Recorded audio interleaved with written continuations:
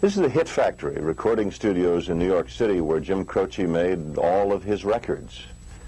Just finished the last one 6 days before the accident.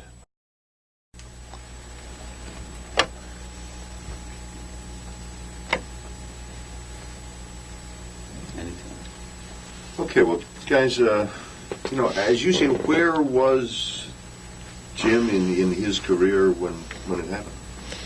Well, Jim had been out in front of the public for about a year and a half, and the past 6 months, in the last 6 months of his career, was really starting to break out as a concert attraction and as a record seller. He had had about 4 or 5 hit singles in a row, notably Leroy Brown, which went #1 in the middle of July. And then there was a TV movie in which a song called Time in a Bottle was used as a soundtrack, and that was in the middle of September.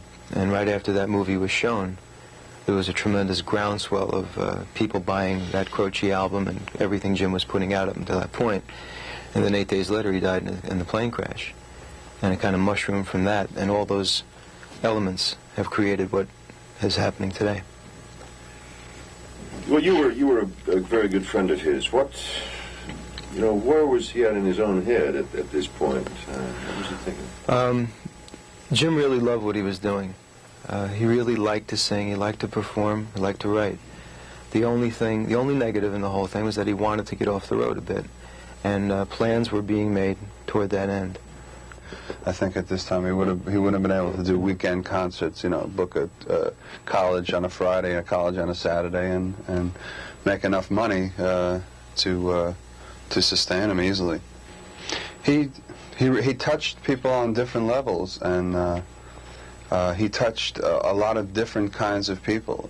And you can look at his different songs, and you can see different audiences for each song.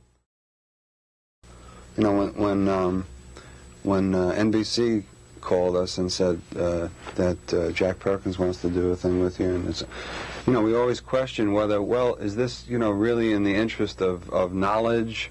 Is what we say going to help people to understand what Jimmy is, and is it going to be interesting for them, or is it going to sell records?